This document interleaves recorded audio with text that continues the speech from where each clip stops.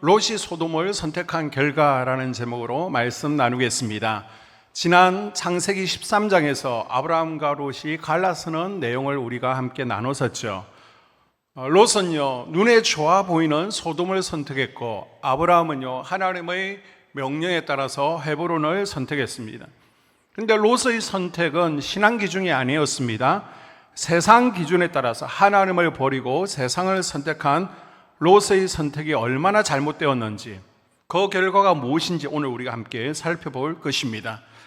자, 롯의 선택 결과가 무엇인지 첫째 보게 되면 아브라함이 떠난 롯은요, 더 좋은 땅을 가졌죠.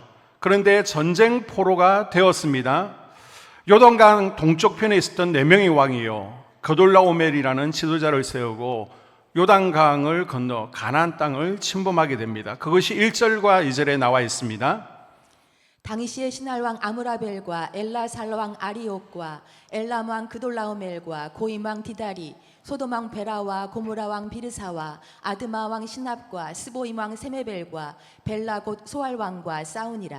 아멘. 이것은 다 바벨론 바사 지역의 지명들이죠. 여러분, 시날 그러면 당연히 이제 바벨론이 떠오르실 것입니다.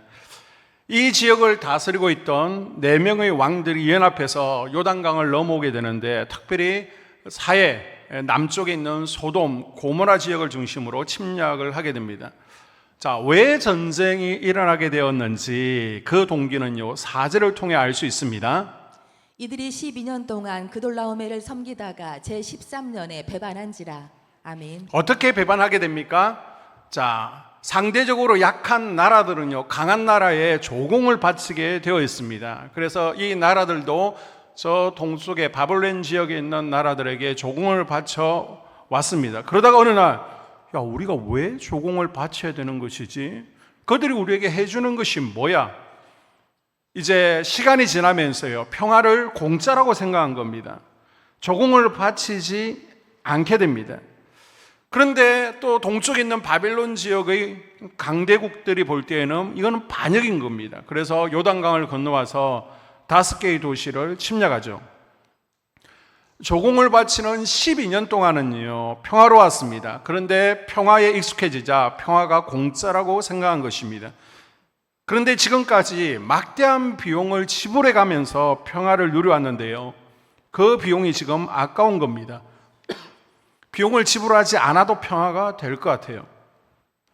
그래서 이 비용을 절약하기로 결정한 지 1년 만에 전쟁이 터집니다. 여러분, 내가 열심히 장사해서 돈을 버는 것만 돈을 버는 게 아닙니다. 아무 사고 없이 무사한 것 자체가 돈을 버는 것입니다. 아멘. 내가 열심히 모으잖아요. 하나님께서 뭔가 보너스를 주시고 뭐 로또 맞게 하시고, 그게 아니라 나에게서 황충을 거마해 주셔서 세지 않게 하는 것도 복인 겁니다. 아멘. 우리 아이들 잘 크는 거요, 그냥 크는 게 아닙니다. 부모님의 헌신을 통해서 살신 성인이 있었기 때문에 크는 것입니다. 아멘. 하나님의 백성들이 치러야 될 평화의 비용은 무엇입니까? 하나님께 드리는 시간, 여러분 아까워하지 마십시오. 아멘. 우리가 하나님 앞에 예배 드리는 거, 기도하는 거 시간 낭비라고 생각하는 사람은요, 롯처럼 전쟁 포로가 되려고 작정한 것입니다.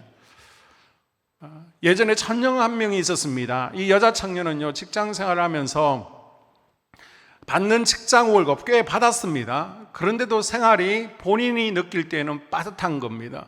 뭐 좋은 옷도 사고 싶잖아요. 예쁜 옷. 그리고 쓸 때도 많잖아요. 화장품도 사잖아요. 먹고 싶은 것도 많잖아요. 여행도 다녀야 되잖아요. 그러니까 11조 할 돈이 없는 겁니다. 11조를 하기 싫은 겁니다.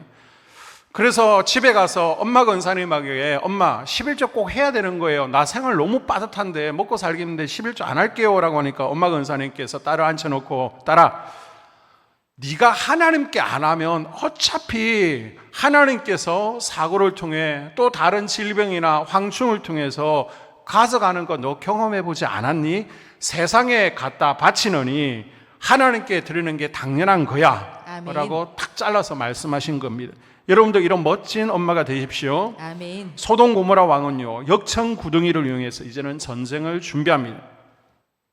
그 지역은 석유가 나오는 곳이기 때문에 아스팔트 구덩이가 많습니다. 그것에 모래를 싹 뿌려놓으면요, 적군들이 와우다가 그곳에 다 빠집니다.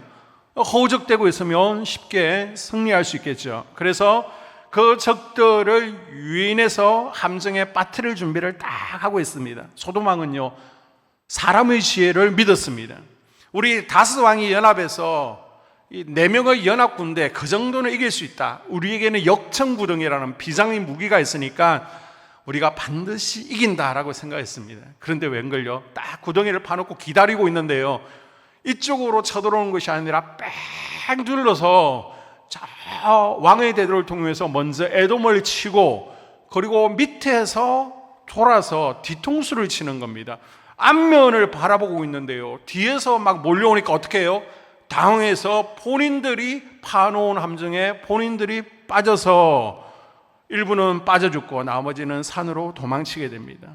결국 소돔 고모라는요, 이 전쟁에서 대패하게 되고요, 많은 백성들이 포로로 잡혀가는 가정 가운데 누가 있더라? 아브라함의 조카 롯도 포로가 되었다는 것입니다. 우리 그리스도인들은요, 안 믿는 사람들과 똑같은 결정을 내려서는 안 되는 겁니다. 아멘. 눈에 보이는 것만 따라가게 되면요, 롯과 같은 결과를 가져온다는 것입니다. 여러분, 육적인 유익보다 영적인 유익을 선택하십시오. 아멘. 사람의 지혜 아무것도 아닙니다. 아멘. 나는 역청구덩이라는 비장의 무기가 있어, 스페어가 있어. 자기가 믿고 의지하던 것에 오히려 걸려 넘어지게 되는 것을 기억하십시오. 아멘. 우리가 의지할 분은 오직 하나님밖에 없는 줄로 믿습니다. 아멘. 자, 아브라함은요, 조카 롯이 잡혔다는 소식을 전해 듣습니다. 그리고 318명의 개인 사병을 거느리고 저 백두산에 있는 단까지 쫓아 올라가게 됩니다. 14절 볼까요? 아브라함이 그의 조카가 사로잡혔음을 듣고 집에서 길리고 훈련된 자 318명을 거느리고 단까지 쫓아가서. 아멘. 이거는 아브라함이 먼저 시작한 싸움이 아니라 조카 롯을 구출하기 위한 동기에서 시작된 것입니다. 사실 아브라함 편에서 볼 때 롯은 항상 섭섭한 존재일 수 있습니다. 자식같이 길렀잖아요. 양아들 삼으려고 했고 모든 유산을 물려주려고 그랬습니다. 그런데 이제 신앙의 문제로 갈라서게 되었을 때, 그리고 땅을 분배하는 문제가 있을 때 아브라함이 또 먼저 선택하라 그러니까 아이고 무슨 말입니까? 삼촌부터 선택해야죠. 그게 아니라 얼른 가장 좋아 보이는 소돔 땅을 택하고 먼지 바람을 확 일으키면서 떠나버렸습니다. 마음 가운데 서운함이 있을 수 있습니다. 그런데요, 아브라함은 롯을 향한 사랑의 끈을 놓지 않았습니다. 아멘. 롯이요, 포로로 잡혔다, 끌려간다라는 소식을 들었을 때 그거 센통이다 하지 않습니다. 지금 동방 원정군들은 인원이 많아요. 학자들이 얘기할 때는 5개 나라니까 최소한 10,000명 이상은 되지 않았을까. 그런데 아브라함은요, 헤브론에서 개인적으로 군사들을, 사병들을 준비시키고 있습니다. 그들의 인원이 몇 명이라고요? 318명. 10,000명하고 318명이 싸워서 여러분 승리할 수 있습니까? 이 싸움은요, 이길 수 없는 싸움이에요. 성산이 없는 싸움이에요. 그런데 어떻게 해요? 15절에 보니까 그와 그의 가신들이 나뉘어 밤에 그들을 쳐부수고 다메섹 왼편 호바까지 쫓아가 모든 빼앗겼던 재물과 자기의 조카 롯과 그의 재물과 또 부녀와 친척을 다 찾아왔더라. 아멘. 그냥 1대1로 정면으로 붙어서는 이길 수 없는 싸움입니다. 그래서 야간 기습작전을 펼친 겁니다. 하나님을 믿는다고 해서 무모하게 쳐들어간 것이 아니라 최선을 다해서 하나님의 지혜를 구하며 하나님의 도우심을 구하며 치밀한 전략을 구사했습니다. 아멘. 여러분, 아무리 전략이 좋아도요, 하나님이 도와주시지 않으면 안 되는 거예요. 아멘. 하나님의 도우심으로 아브라함은 전쟁에서 이기고요, 아멘. 포로된 롯을 구해왔습니다. 아멘. 우리 가족들이 지금 마귀의 포로되었습니다. 마귀에게 끌려가고 있습니다. 어떻게 해야 됩니까? 기도하십시오. 아멘. 밤으로 나와서 기도하십시오. 낮으로 나와서 기도하십시오. 아멘. 새벽에 기도하기 가장 좋습니다. 새벽에 나와서 기도하십시오. 아멘. 아니, 내 가족들이 마귀의 포로로 끌려가고 있는데 방관하고 있으면 안 됩니다. 그리고 기도하시면서 하나님의 도우심을 구하는 겁니다. 아멘. 도저히 안 될 것 같아요. 너무 무모한 것 같아요. 그러나 하나님이 도우시며 아멘. 포로의 길박이 끊어지고 아멘. 자유하게 될 줄로 믿습니다. 아멘. 자, 두 번째, 롯은요, 이 선택을 통해서 소돔 고모라에 임하는 불심판을 본인도 받을 위기에 처하게 됩니다. 그리고 이곳에서 모든 재산을 다 잃게 되죠. 저는 소돔 고모라의 전쟁이 나고요, 소돔 고모라의 불과 유황이 쏟아진 게 롯이 선택을 잘못해서 롯 개인 때문에 이곳에 불이 임했다, 심판이 임했다라고 생각하지는 않습니다. 그런데 문제는요, 롯이 하나님의 심판이 지금 임하고 있는 도시로 직접 뛰어들었다는 겁니다. 눈에 좋아 보이는 것만 바라보면서 지금 불이 났어요. 자기 때문에 난 불은 아니에요. 그런데 지금 불이 난 그 불구덩이에 자기 스스로 지금 뛰어들었습니다. 그래서 고통받는 거죠. 자, 19장 전반부에 보게 되면요, 소돔 고모라가 어떻게 멸망하는지 그 과정을 묘사하고 있습니다.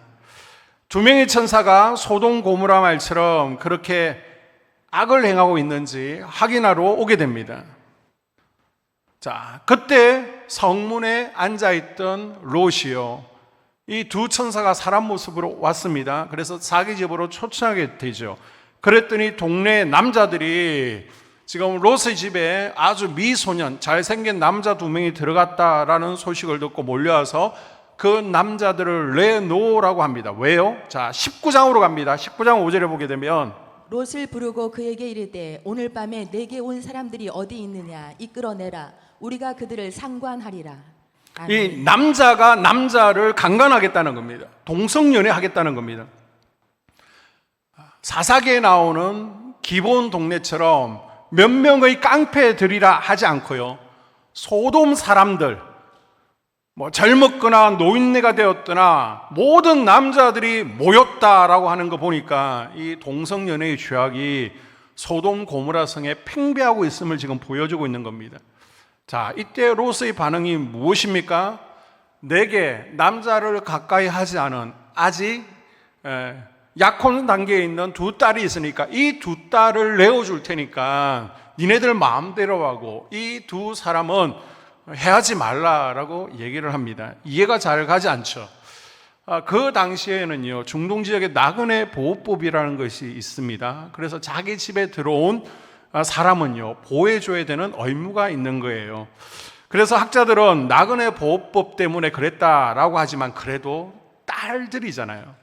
이 두 딸을 부도덕한 형장에 내버렸다. 이게 바로 타락한 세상 방식이라는 것입니다.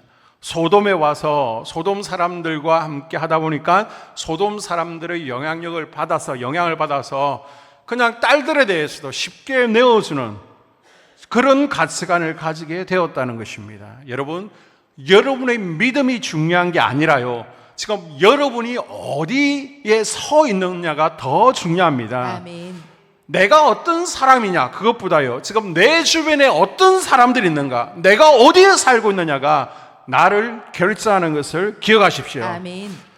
자, 소돔 고모라의 동성연애가 아주 팽배했던 것처럼 우리 지금 한국 땅에도 최고 문제가 되고 있는 것이 바로 동성애 문제입니다.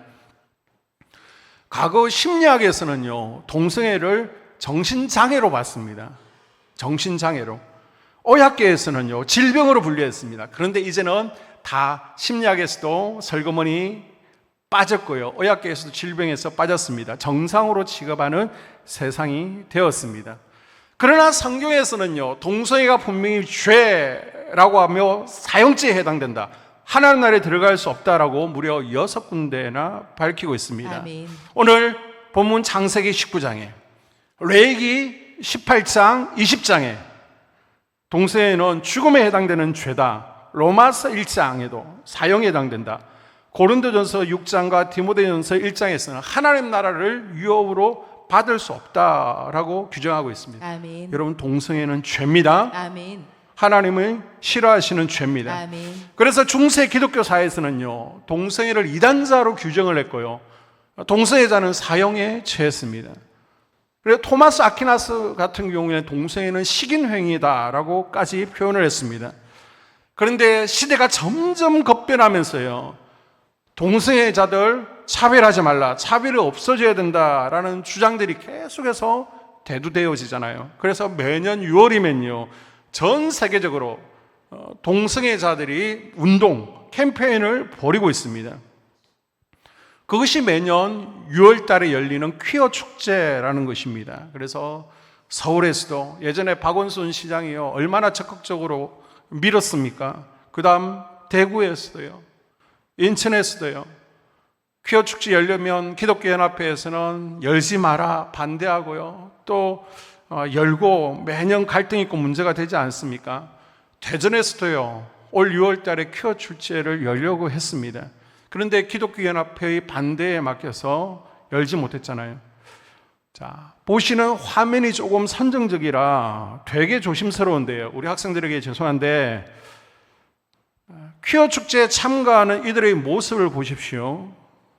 이들의 노출이 정상적입니까? 그냥 단순히 축제로 볼 수 있습니까?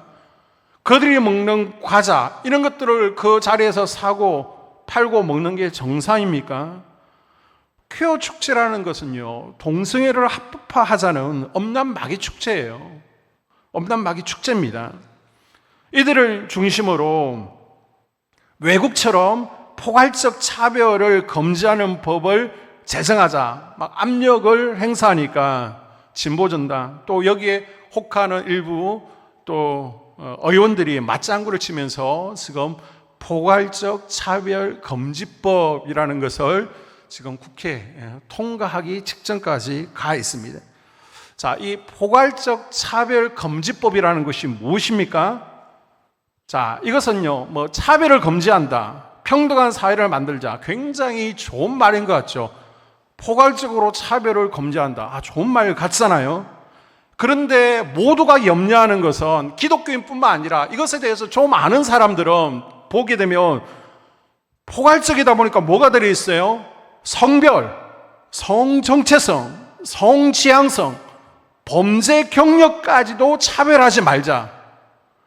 그러니까 이 법을 제정하는 속내는요, 동성연애, 동성결혼을 합법화하고 이것에 대해서 부정적인 판단을 하고 저처럼 말을 하게 되면요 벌금을 물리고 법적으로 문제 삼겠다는 겁니다. 이 포괄적 차별금지법이 문제되는 것은 차별금지법은 분명히 있어야죠. 근데 너무 포괄적이라 오히려 정상인들이 역차별을 당할 수 있는 문제가 있습니다. 아멘. 지금도요 21개 이상의 차별금지법이 있습니다. 장애인들 차별하면 안 되죠. 외국인 차별하면 안 되죠. 학력까지 차별하면 안 되죠. 남녀 차별하면 안 되죠. 차별금지법은 반드시 있어야 됩니다. 그런데요 오히려 더 포괄적으로 차별을 금지하는 법을 하나 더 만들자는 것인데 이건 말장난이죠. 그것의 핵심은요 동성애를 합법화하자, 동성애 결혼 합법화하자는 겁니다. 하나님은요 성을 만드실 때 생물학적으로 남자 아니면 여자예요. 그런데 이제는 성의 구별을 없애버리고 성은 10가지, 20가지 마음대로 또 하나의 성을 인정하자. 이거 인정 안 하면 법적으로 제재를 가하자는 것입니다. 그래서 저 유럽, 저 미국에서는요 이미 오래전에 동성애 행위를 범죄로 규정하지 않습니다. 이건 악법이다 그래서 폐해버렸습니다. 그리고 이것에 대해서 부정적으로 얘기하면요 법적으로 제재를 받고 벌금을 물리고 있습니다. 지금 이것이 한국 기독교 내에서 크게 심각하게 받아들이는 것은 지난 7월 18일 날 동성 부부가 우리는 부부니까 건강보험을 똑같이 인정받게 적용해달라 라고 했습니다. 그런데 대법원에서 그것을 인정해 줘버렸습니다. 이건요 동성 부부를 이제 한국에서도 인정한다는 의미를 가지고 있거든요. 그래서 한국 기독교가 심각하게 받아들이고 있는 것입니다. 그동안 수차례 수년 동안 진보 국회의원들을 중심으로 이 포괄적 차별금지법 발의 시도가 있었습니다. 그때마다요 한국 기독교가 기도하면서 막아내었습니다. 그런데 올해는 좀 더 상황이 달라졌습니다. 진보 정당을 중심으로 그리고 또 진보 성향의 의원들을 중심으로 국회 통과를 앞두고 있습니다. 이 포괄적 차별금지법이 통과된 나라들은 어떤 일들이 일어나고 있습니까? 몇 가지를 말씀드리면요 이제 차별적인 언어를 사용하면 안 되는 거예요. 이 법이 통과되었으니까. 그래서 미국 같은 경우에는 메리 크리스마스라고 얘기를 못합니다. 종교 차별이 되기 때문에 해피 홀리데이라고 얘기를 해야 됩니다. 미국의 한 제과점을 운영하는 부부는요, 케이크를 주문을 왔는데 케이크 위에다가 축 동성 결혼 그걸 새겨달라는 거예요. 기독교인이었던 것 같아요.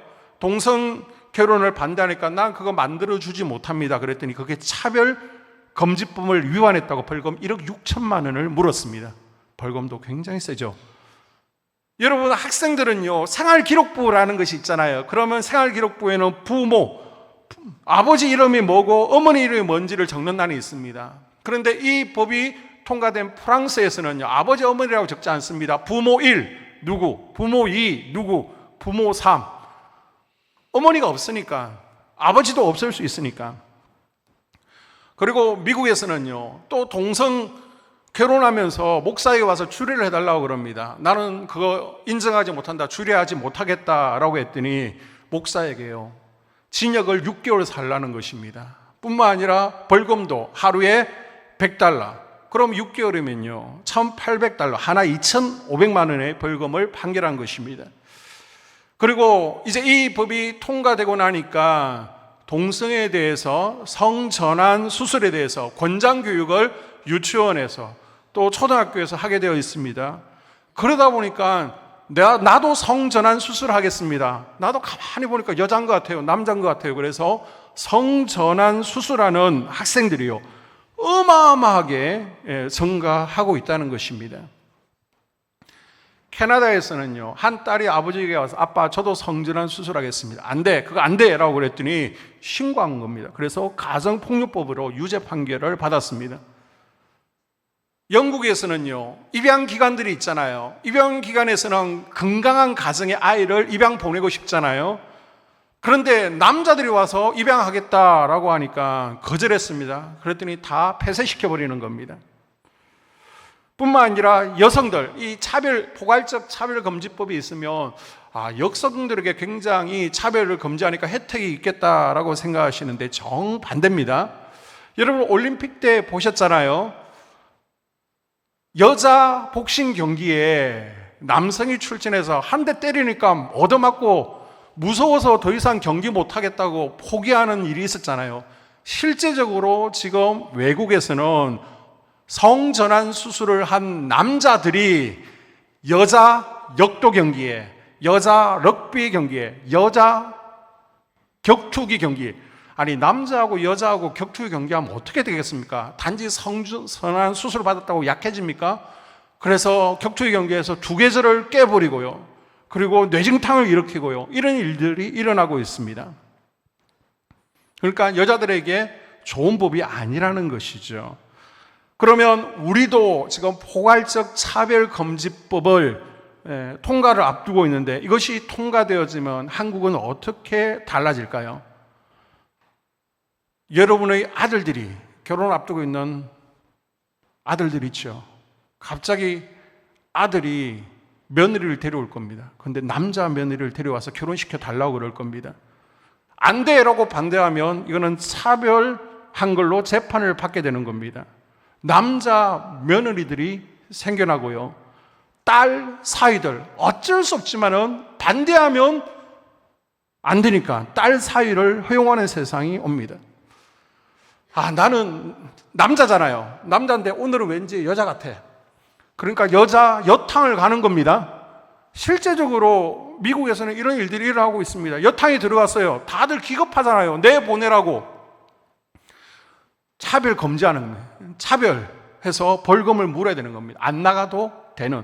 그래서 이제는 남탕 여탕이 아니라 남녀 공용 혼탕이 생기는 겁니다. 화장실도 마찬가지입니다. 지금 외국에서 계속 문제가 되는 것이 나는 여자 같아. 그래서 여자 화장실에 들어가서 어린아이들 성폭행하고요, 문제들이 계속해서 일어나고 있지 않습니까? 지금 한국에서도 나는 여자 같아, 그래서 여자 화장실을 사용하게 해달라. 그런데 학원 원장이 그거 어떻게 합니까? 그러면 여학생들이 다 반대하고 학원에서 떨어져 나가는데 그걸 막았다가 벌금을 맞게 되었잖아요.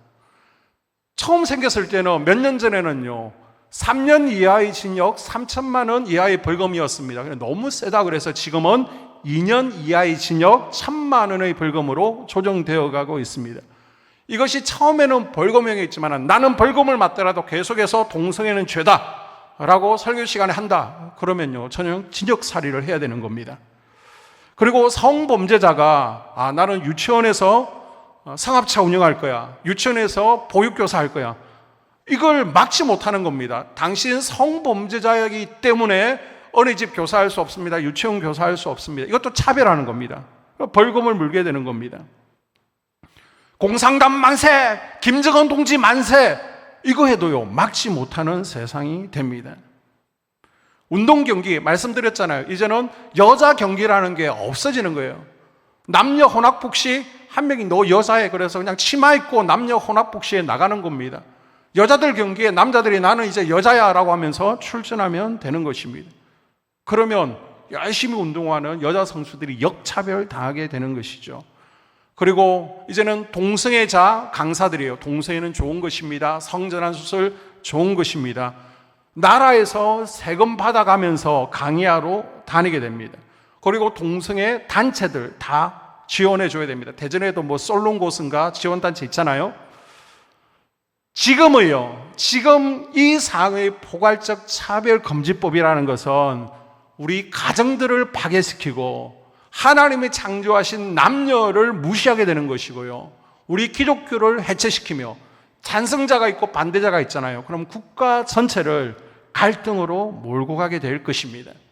여러분, 코로나 때 우리가 얼마나 손가락질을 많이 당했습니까? 그거의 수십 배, 수백 배에 달하는 손가락질을, 갈등을 겪게 될 것입니다. 그리고 이 법이 통과되어지면요, 에이즈 환자요, 저 영국 스웨덴 사례를 보게 되면 성전환 수술이 환자가 1,500배, 3,000배 이상 늘어났다고 그랬는데 에이즈 환자들이 기하급수적으로 늘어나는 것은 풀을 보듯 뻔합니다. 수혈을 제외한 에이즈 환자 대다수가요, 이 동성애 때문에 생겨나는 거잖아요. 우리나라에는 공식적으로 5만 명 이상의 에이즈 환자가 있습니다. 이 환자들 약만 먹으면 오래 살 수 있잖아요. 그런데 그 약값이 한 달에 600만 원 정도 되어집니다. 자기 돈 낼까요? 아닙니다. 국가 세금으로, 여러분이 내시는 세금으로 전액 다 국가에서 지금 지원하고 있습니다. 그 돈이 1년에 5조 원 정도 되어집니다. 치료비, 간병비 전액을 국가에서 지원해주고 있습니다. 누구 돈으로? 여러분의 세금으로. 에이즈 환자가 늙어서 요양원에 가 있습니다. 약을 먹으면 죽지 않아요. 죽을 때까지 병원비를요 국가 세금으로 내어주고, 내가 저 제주도에서 요양하고 있습니다, 에이즈 환자로. 나는 서울병원을 다니고 싶다라고 그러면 헬기까지 지원해 주면서 여러분의 세금으로 환자를 돌봐줘야 되는 게 법입니다. 우리 대한민국 국방비가요 1년에 50조인데요 국방비의 10분의 1을 에이즈 환자들을 위해서 지금 사용하고 있습니다. 현재 그렇다는 겁니다. 그리고요, 이 법이 통과되어지면 교회가 무너질 수밖에 없습니다. 지금도 노방전도가 쉽지 않잖아요, 코로나 이후에. 그런데 이제 노방전도하면 이거는 혐오 범죄로 체포당하게 되어집니다. 그리고 미국 교회는 이미 무너졌잖아요. 그래서 동성연애자들이 결혼주일 해달라고 그러면 어쩔 수 없이 지금 해줘야 돼요. 해주지 않으면 재판받고요 감옥에 가야 되니까. 심지어는요 동성애 목사들을 안수 주고, 미국, 유럽에는요 동성애 목사들이 있잖아요. 장로교회는 이미 오래전에 1990년대에 동성애 목사들이 있어 왔고요. 그나마 미국 연합감리교회가 이것만은 안 된다라고 지금까지 버티고 싸워왔습니다. 그러다가 계속해서 요구가 있으니까 동성애자도 목사 안수를 줘야 된다라고 그러니까, 그래 어쩔 수 없다, 동성애 찬성하는, 여기서 단순히 동성애를 찬성하는 것이 아닙니다. 나아가서 동성애 목사도 안수받고 목회할 수 있게 하자라고 찬성하는 정통적인 미국 UMC가 정통적인 미국 연합 감리교회거든요. 그리고 우리는 이것에 동의할 수 없다. 동성애는 죄다. 절대 동성애 목사 허용할 수 없다. 그럼 너네들 싫으면 떨어져 나가라 라고 해서 글로벌 메토디스트 처치라고 해서 동성애를 반대하는 감리교회가 떨어져 나왔습니다. 그동안 감리교회는 하나다라고 자랑했잖아요. 그런데 아쉽게도 안타깝게도 미국은 두 개로 갈라지게 되었습니다. 자, 그럼 문제가 뭐냐? 우리 교회도 우리 교회 재산이 아니잖아요. 감리교 본부 재산으로 다 재단 편입이 되어 있잖아요. 미국도 마찬가지입니다. 교회 땅, 교회 재산 모두 다 UMC 본부 것인데 갈라졌으면 재산을 가지고 분가하면 쉬운데 이게 쉽지가 않거든요. 몸만 나가라는 것이거든요. 그러니까 동성애를 반대하지만은 어쩔 수 없이 교회 재산권 때문에 UMC에 머물러 있는 목사들이 많이 있습니다. 그런데 문제는 뭐냐? 오늘 본문처럼 동성애는 죄입니다. 성경에 나오잖아요. 그래서 성경에 보니까 동성애는 죄입니다라고 그랬더니 누군가가 녹음을 하는 거예요. 누군가가 본부에 신고를 하는 겁니다. 지금 목사님이 차별 발언을 했다. 그러니까 설교하는 가운데 UMC 본부의 감리사가 와서요. 당신은 파요.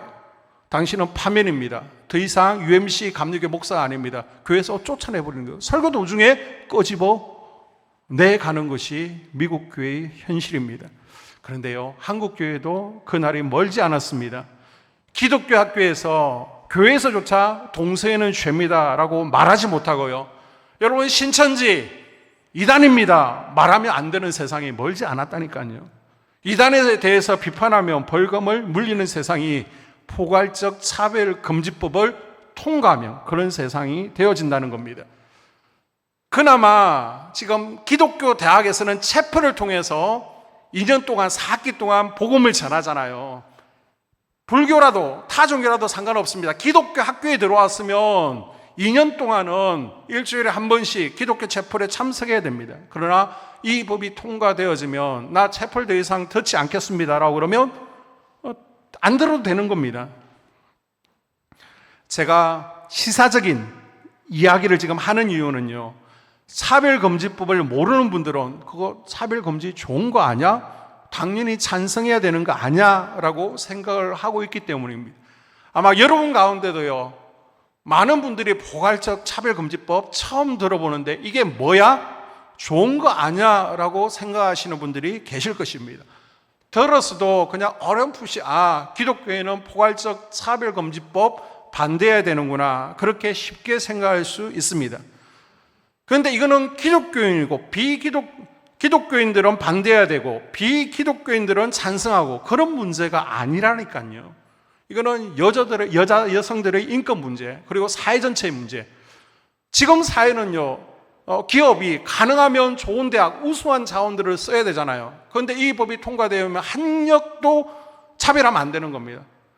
그래서 고등학교를 졸업해도 나는 아주 좋은 기업에, 대기업에 원서를 냈습니다. 떨어졌어요. 나 왜 못 떨어졌어요? 학력 때문에. 그러면 차별금지법을 위반하게 되는 세상이 되는 것입니다.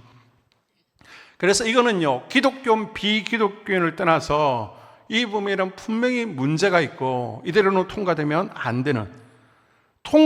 안 되는 수만 가지 이유가 있습니다. 그래서 이 시간을 통해서 조심스럽지만 여러분에게 이 사태의 심각성, 문제점을 알리고 나면, 그리고 그 뒤에 숨어있는 마귀의 역사를 알게 되면 이게 좋은 법이 아니구나, 악법이구나, 반드시 폐지되어야 되고 때로는 수정되어야 되는구나 라는 것을 알게 될 겁니다. 아멘. 그런데 수정조차도 쉽지 않습니다. 한번 이 법이 통과되면 설거머니 하나씩 집어넣을 수 있기 때문에, 그래서 기독교에서는 무조건 반대라고 외치는 것입니다. 아멘.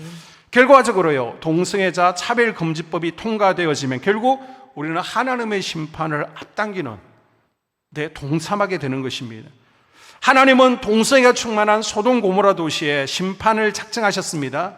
그런데 아브라함을 봐서, 롯을 봐서 롯에게 기회를 주고 싶었습니다. 그래서 롯에게 미리 알려준 것이죠. 생명을 보존하라 라고 그럽니다. 이때 롯은요, 천사들의 경고를 한 귀로 듣고 한 귀로 흘린 것이 아니라 진지하게 들었죠. 심판의 경고로 듣습니다. 심판을 믿었습니다. 그리고 나서 롯이 어떻게 대응합니까? 가족들에게 이것을 전하죠. 그런데 예비 사이들의 반응이 참 재미있습니다. 19장 14절에 보게 되면 롯이 나가서 그 딸들과 결혼할 사위들에게 말하여 이르기를 여호와께서 이 성을 멸하실 터이니 너희는 일어나 이곳에서 떠나라 하되 그의 사위들은 농담으로 여겼더라. 하나님의 말씀을요, 농담 정도로 여겼습니다. 지금 동성애 찬성법, 동성애 결혼, 합법이 대다수예요. 목사님 왜 그렇게 예민하게 반응하세요? 마치 롯의 사이처럼 여러분이 농담으로 받아들일 수 있습니다. 쉽게 받아들일 수 있습니다. 그러나 여러분, 이것은 진지하게 받으셔야 됩니다. 아멘. 단순히 차별을 금지하는 법이 아니라 이것을 통해서 이 세상을 소돔 고모라로 만들고 하나님의 불의 심판을 당기게 할 사단 마귀의 계략이 숨어 있다는 것을 아셔야 됩니다. 아멘. 그 뒤에 정치인들이 역사하는 겁니다. 말씀의 결론입니다. 제가 지금까지 설교단에서 단 한 번이라도 정치적 발언을 한 적이 있습니까?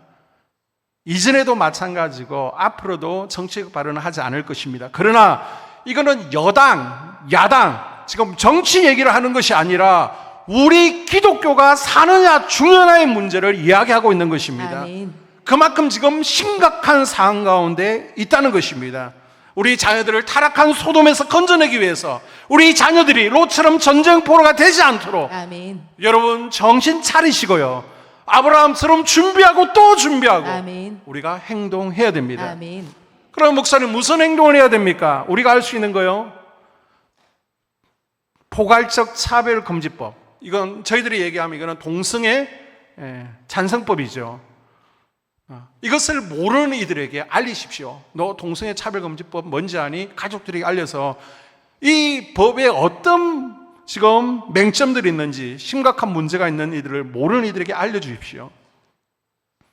그리고 10월 27일이 종교개혁의 날이잖아요. 기념주일이잖아요.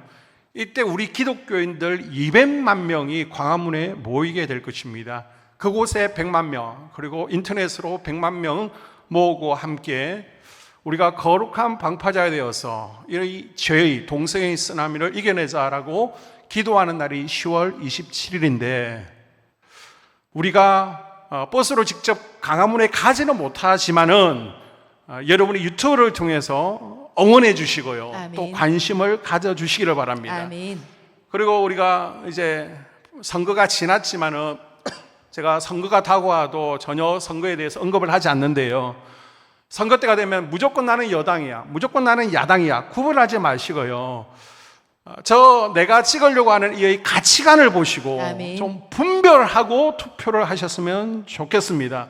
참 안타까웠던 것은 예전에 중소기업 회장을 뽑는데 창조를 믿는 기독교인이라고 인사청문회에서 낙마했습니다.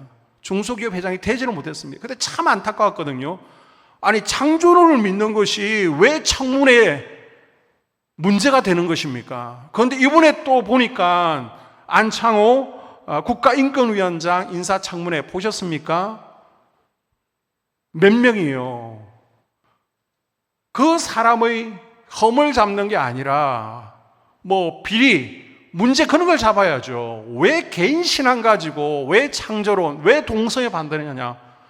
그걸 보면서 너무 안타깝고, 이제 우리 기독교인들은 창조 신앙을 믿잖아요. 아멘. 동성애 반대하잖아요. 이것 때문에 고위 공무원은 되지 못하는 세상이 다가왔구나. 너무나 안타까웠습니다. 그들을 누가 뽑았어요? 그렇게 기독교를 무시하는 국회의원 누가 뽑았습니까? 제가 뽑았습니다. 여러분이 뽑았습니다. 저 때문에, 여러분 때문에 우리 한국 땅이요 소돔 고모라가 될 수 있다는 것입니다. 그래서 여러분 앞으로 이제 선거철이 되어지면요 저 사람의 신앙, 저 사람의 가치관을 한번 확인하시고 아멘. 투표에 임하시면 좋겠습니다. 아멘. 그리고 마지막으로요, 우리가 기도의 지경을 넓히자고요. 아멘. 그래서 나를 위해서, 우리 가정을 위해서만 기도하는 것이 아니라 이 나라를 위해서, 저 정치인, 위정자들을 위해서 기도합시다. 아멘. 그래서 우리가 거룩한 방파제가 되어서 아멘. 이 죄의 쓰나미로부터 우리 가정을 지켜내고 우리 자녀들이 롯처럼 포로로 잡혀가지 않으도록 우리 자녀들을 지켜내고 우리 교회와 한국 땅을 지켜내는 아브라함이 될 수 있기를 아멘. 주님의 이름으로 당부드립니다. 아멘.